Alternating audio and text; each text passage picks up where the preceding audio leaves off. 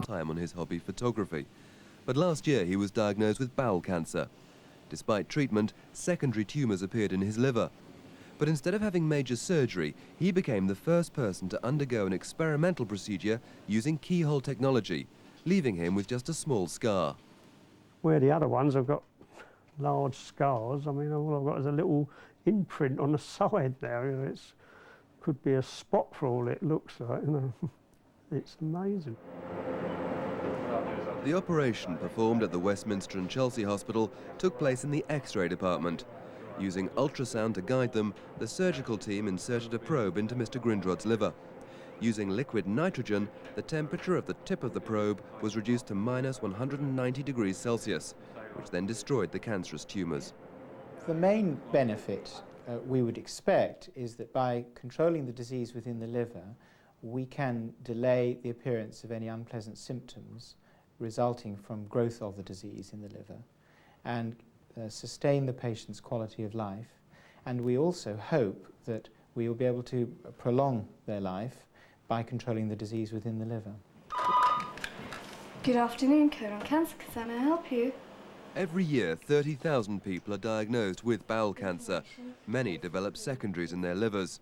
While not suitable for everyone, campaigners say this technique could be an important step forward.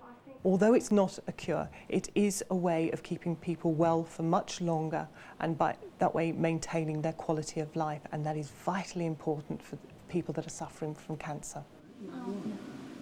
For John Grindrod and his wife Marjorie, the treatment has provided new hope. And if the trial proves successful, thousands could benefit from it in the future. Richard Hannaford, BBC News. The New Year's Honours List, to be published at midnight, will fulfil the government's pledge to reward those working in education. When he became Prime Minister, Tony Blair said he wanted the honours system to recognise the efforts of teachers. 3 heads will receive top honours, and there are other awards for teachers, school secretaries and crossing attendants. Telephone users who want to change companies will be able to keep their old numbers. Until now, only BT has been obliged to let customers hold on to existing numbers. The industry's regulator, Oftel, said having to change numbers hindered competition.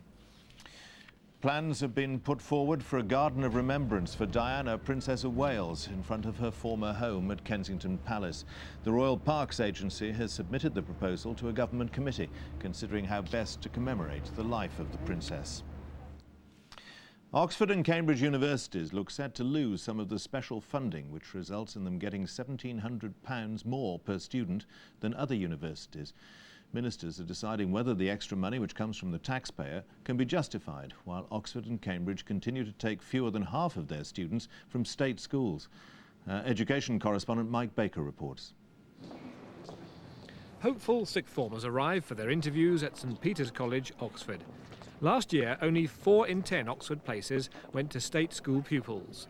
That's embarrassing for the university at a time when the government is deciding whether Oxford and Cambridge should continue to get an extra £35 million subsidy not available to other universities.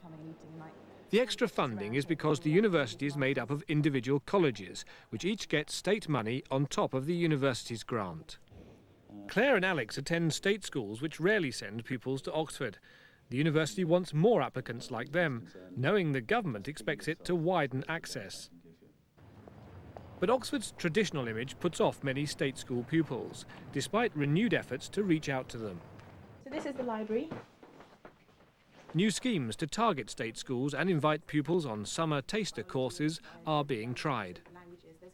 Well, I came to a summer school in July which was designed to encourage state school applicants, and that really did help. That demystified the image of Oxford a lot. They could do a bit more to improve the image. Lots of people in my school didn't apply because they thought it was a place for people who go to private schools, and that put a lot of people off. Around 60% of the pupils who get 3 A's at A-level come from the state sector. Oxford and Cambridge would like a similar proportion of their entrants to come from state schools. But one of the biggest problems is persuading enough of them to apply here in the first place.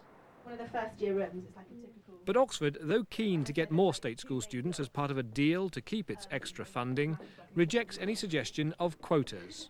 The argument for any kind of superior public funding for Oxford and Cambridge depends on them being the national centres of excellence in this huge range of subjects which they do, of being on the same level as Harvard or Yale or Princeton or whatever. And that, I think, is what has to be preserved, and you can't preserve that while at the same time reducing your entry standards. Internal government battles continue over Oxford and Cambridge's funding premium. An announcement is due early next month, and it looks as if a compromise is being worked out, which will involve a gradual reduction, not abolition, of the Oxbridge premium. Mike Baker, BBC News, Oxford.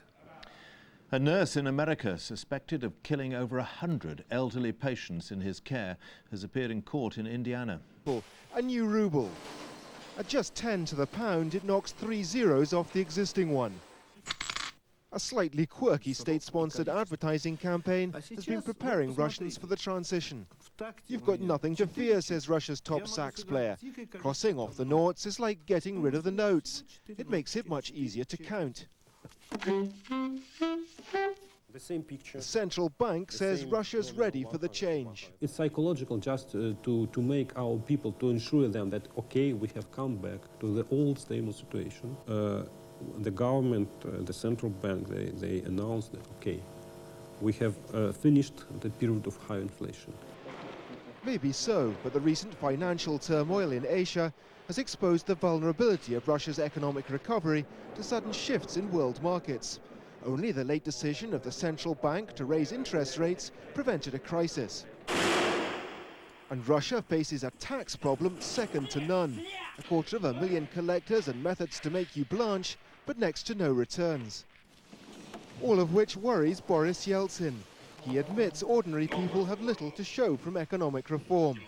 We have a lot of remnants from the past, from the Soviet system, because lots of officials in the high places, first, they don't know how to reform anything. Second, they don't want to reform anything. Even in St. Petersburg, Russia's window on Europe, economic reform is struggling to find its feet. It has the biggest port in the country, but foreign investment has been frightened off by tales of dockside crime and a minefield of Byzantine legislation. St. Petersburg is typical of so much of Russia. High hopes and endeavour choked by red tape and corruption. For the moment at least, bureaucracy and crime still grip the economy in a vice as hard as the Russian winter itself. Robert Parsons, BBC News, St. Petersburg. Now, it was nicknamed Baby by its creators at Manchester University as the very first electronic brain to store a programme. It was the forerunner of all modern computers. Next year marks its 50th anniversary, and as our technology correspondent Christine McGurty discovered, Baby's been reborn. Putting the final touches to a machine that bears little resemblance to the computers we use today. Just a jumble of wires and switches to the untrained eye, but engineer Chris Burton has spent 3 years rebuilding this once groundbreaking computer using the same techniques as the inventors. The scientists who built it called it the Baby, and it marked the birth of the modern computer. The original Baby machine, which operated in 1948, was very important because it was the world's first computer which would hold a stored program, and as such it's the forerunner of all modern computers that we know today. Manchester University, where anyone who urgently wishes to know whether 2 to the power of 127 minus 1 is a prime number or not, can be given the answer by an electronic brain in 25 minutes instead of by a human brain in 6 months. It was Tom Kilburn, seen here on the right, who wrote the first computer program and keyed it in himself. 50 years on, he's been helping build the replica, but says nothing can quite match that eureka moment when it first worked perfectly. We saw the digits flashing on the cathode ray tube monitor, cheered like mad, and it was a wonderful moment, never to be repeated. The invention of the original Manchester machine was a landmark in the history of computing, but none of its inventors even dreamed that 50 years on there'd be computers like this in millions of homes around the world. Christine McGurty, BBC News, Manchester. And the main news again tonight.